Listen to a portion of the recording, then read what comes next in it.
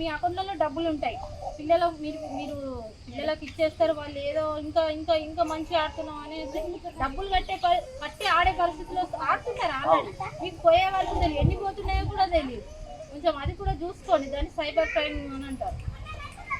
మన ఫోన్లో అట్లాంటివి లేకుండా చూసుకోండి. దాదాపు గేమ్స్ అవి ఏమన్నా ఆడుకునేది ఉంటే బయట ఆడుకోమనండి. మీరు కూడా అన్ని ఓటీపీలు అవి వస్తాయి, మేము అది ఇస్తాం ఇది ఇస్తాం, అది వచ్చింది ఇది వచ్చిందంటే మీరు ఇట్లా స్పందించద్దు అంతే. ఏమన్నా ఉంటే రండి, మీరు దగ్గరికి మాట్లాడుకుందాం వస్తే పోలీస్ స్టేషన్లో అప్పచెప్పేయాలి. వాళ్ళని లేపద్దు అసలు, వాళ్ళకి ఒకసారి 2 సార్లు చూడాలా, పోలీస్ స్టేషన్ మాట్లాడిస్తేయాలి. చూడండి, ఓటీపీలు ఎవరికి ఏది చెప్పదు. ఏ బ్యాంక్ వాళ్ళు మేము ఇట్లా ఇస్తామని రానే రారు, ఎవరు కూడా. మనం పైసలు పోతే బ్యాంకులో డబ్బులు ఇయ్యరు, ఆడెవరో ఫ్రీగా ఇస్తారంటే ఎట్లా నమ్ముతారు మీరు? సరేనా, జాగ్రత్త. ఏం ఓటీపీలు ఎవరికి చెప్పకండి. పిల్లలు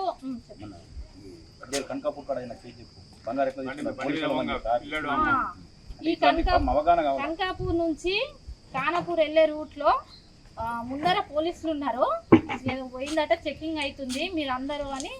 2 తల్లి కొడుకు బండి మీద పోతుంటే వాళ్ళని ఆపేసి వాళ్ళ దగ్గర ఉన్న గోల్డ్ మేము దాచిపెడతామని చెప్పేసి అక్కడ పోతే మీరు తీసుకుంటారని చెప్పి వీళ్ళ దగ్గర తీసుకొని ఖర్చులో పెట్టుకున్నట్టు చేసిరట.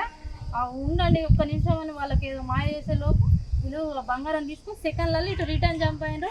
వీళ్ళు ఏది ఏదని ముందరకపోతే ముందర ఎవరు లేరు, మా పేరు చెప్పి వేరే వాళ్ళని మోసం చేసేసి. అట్లా ఎవరు మా వాళ్ళు అట్లా ఏమి ఎవరు తీసుకోరు. పోలీసులు